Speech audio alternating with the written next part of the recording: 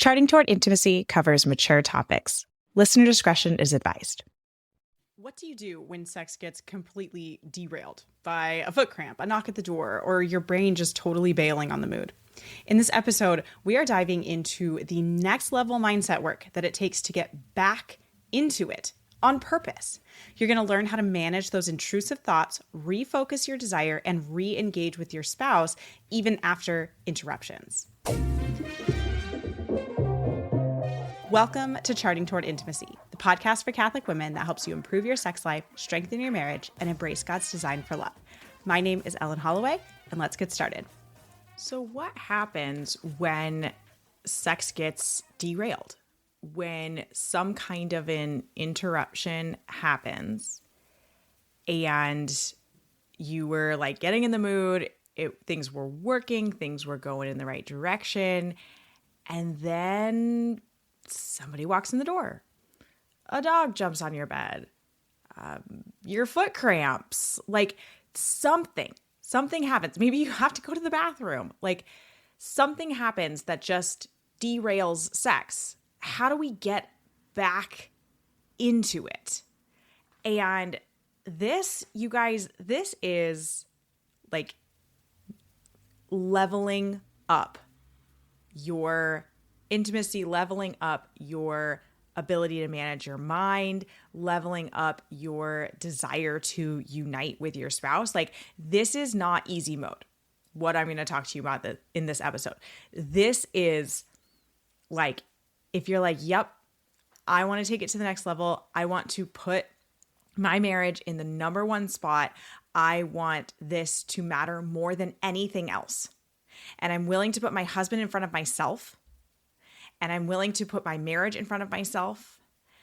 And I want to make this great for both of us, right? But like in this situation, you have to put yourself like secondary because it's not about you. It's about your husband, because that's what we're doing when we're coming together in sex, is that we are giving of ourselves fully to our spouse. And again, I'm probably going to get some flack for this, but I'm going to speak very freely here.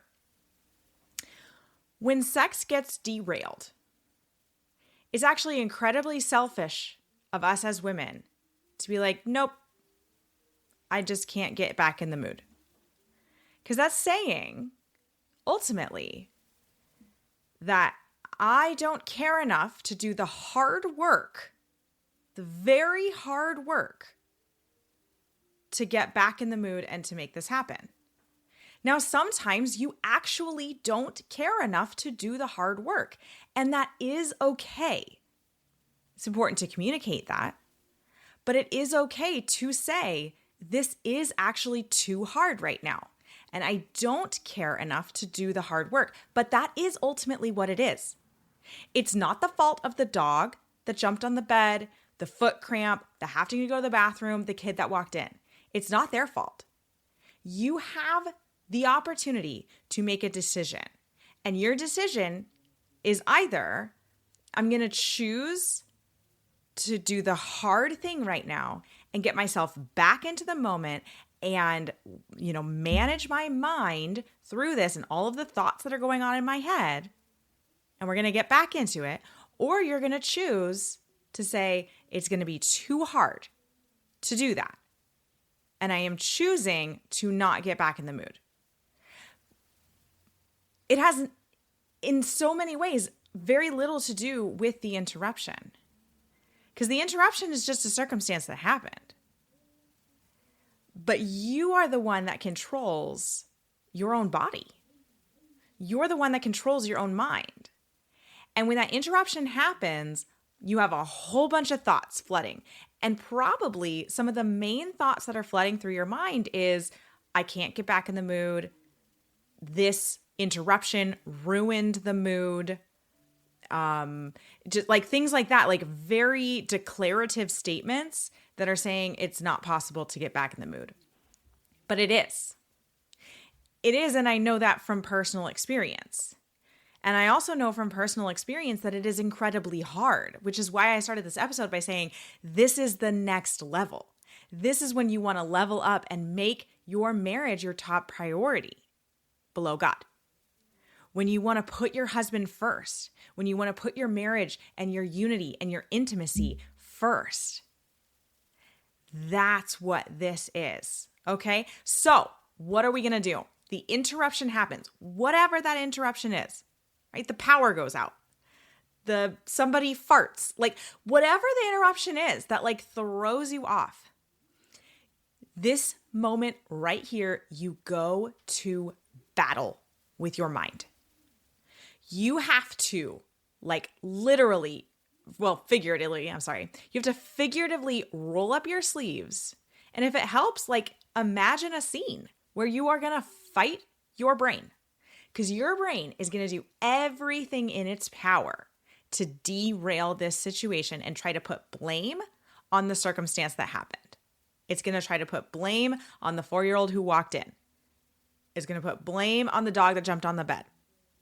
It wants to blame everybody, but you can take ownership of this because it's not the circumstance that derailed sex. It is your thoughts about the circumstance that have derailed sex at this point. And so you are going to take ownership of your thoughts and you're going to say, okay, no more. So you're going to roll up your sleeves and you're going to tell your brain, stop. This is not what we're doing right now. We are not going to blame something else. We are not going to let this session derail. We are going to have sex. We are going to enjoy it. And you have to be pretty forceful with your brain and tell it, this is what we're going to do. This is what we're going to feel. We're going to enjoy it. And then once you have laid out the ground rules for your brain, you're going to do two things at the same time. You're going to put yourself back into the present moment. And so things that are helpful for getting yourself back into the present moment and out of your brain. So you've laid all the ground rules for your brain. Now it's time to get out of your brain and back into the present moment. You can ask your husband to start talking to you. So you can ask him to, tell you where he's touching you or how he's touching you. You can ask if you guys can tell a story together, or just start talking, telling sweet nothings, pillow talk kind of a thing. Like that brings you into the present moment.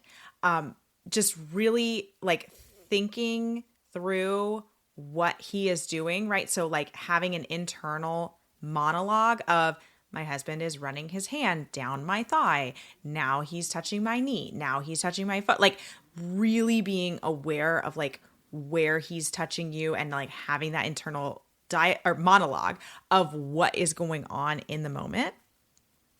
Those are the kinds of things that can bring you back into the present moment. And so I said you were going to do two things at once. So you're going to get yourself back into the present moment. And then you are going to be very aware of any time your brain tries to pull you out of the present moment. And you're going to tell it, you're going to remind it of the rules that you laid out, 30 seconds ago, a minute ago. You're going to say, no, we're not going there. We're not going to start thinking about how frustrated we are that stupid dog keeps jumping on the bed when we're trying to have sex. I don't actually have a dog. I just made up this entire situation of a dog, right? But you need to tell your brain, and you got to be pretty, I think in some ways you kind of have to be harsh with your brain and say, no, we are not doing that. We are not letting thoughts about the 4-year-old that walked in, and then the further thoughts that go from that, and the fact, the thought about not locking the door, or the thought about the fact that we don't have a lock on our bedroom door and maybe we should get one of those. All of those thoughts you have full control over, and all of those thoughts are trying to derail you away from sex. You are able to control those thoughts, and you can tell those thoughts, no, not right now. That's not what we're doing. And you're going to put yourself back into the present moment. And you're going to remind yourself while you're in the present moment, I like this. I want to enjoy sex. I want to experience pleasure. I'm looking forward to experiencing pleasure. Like you're going to tell yourself, lots of positive things. You're going to let those thoughts roll. Those can be really helpful when your brain starts to try to put thoughts in your head that are going to derail you, is say, nope, not that, and then immediately think a more positive thought. So here's what you're going to do right now, because I'm pretty sure you're not listening to this and like sex was just derailed. Like that's going to happen again at some point in the future.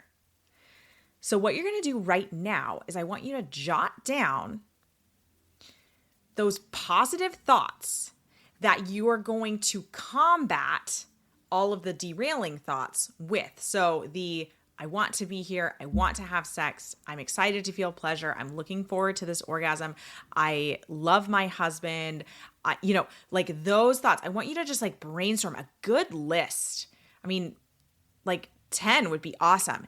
And just like read through those, get really familiar with those thoughts so that you have those thoughts at the ready next time that sex gets derailed. And you already know, okay, I'm going to tell my brain, nope, we're not doing this. We're not having those thoughts right now. We can have them later. You can think all those thoughts about the bedroom door not being locked and the bed jumping or the dog jumping on the bed. You can have all those thoughts later. It's totally fine. Like you could just tell your brain, like, give me 15 minutes. Give me 20 minutes. I'll think about those later. And then you're going to have those positive thoughts, and they're going to be familiar because you took the time right now to jot them down.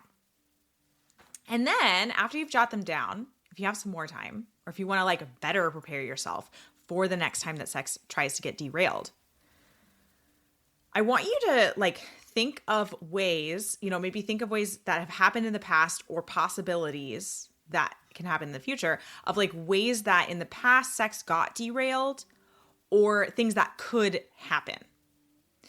And once we get that list, again, if we're like familiar with these situations, we can start to think about, okay, what is it that derailed it, right? The dog jumped on the bed. What was I thinking that derailed it, right? Did I start getting so frustrated with the dog and just annoyed that we don't have a dog cage? And, what were those thoughts? And so if you can think them now, then you can work on how to combat them, right? So again, it is more familiar once you're in that moment. All right. So just to close this out, I want to remind you that this is hard. And you're probably not going to get it the first couple of times that you try. So I don't want you to get frustrated with yourself if you tried really hard not to derail sex and it still got derailed. I want you to like recognize that you are teaching yourself how to not let frustrating circumstances actually frustrate you. Because the circumstance isn't frustrating. It's actually your thoughts about the circumstance. Circumstance is neutral. The circumstance happens. The dog jumps on the bed. Your thoughts about the dog jumping on the bed are what are frustrating you about it. Your thoughts about the 4-year-old walking in are what are frustrating you about it, right? So like give yourself time to practice this. And this is why like do this work ahead of time, because then you'll be more prepared to do it in the moment. But then I just also really want to encourage you that this is possible.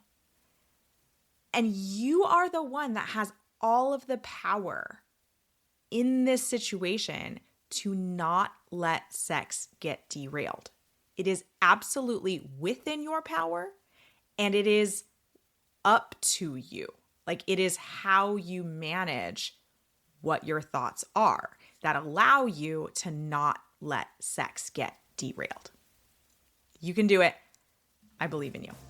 Thanks so much for listening. If you're ready to stop feeling confused or discouraged about sex and finally understand how God designed your body for real, beautiful pleasure, you need to check out the Orgasm Course for Catholic Women. I'll teach you the tools and the mindset you need to experience the intimacy you were made for, all deeply rooted in Catholic Church teaching. Head over to vinesandfullbloom.com/orgasm, and I'll see you inside.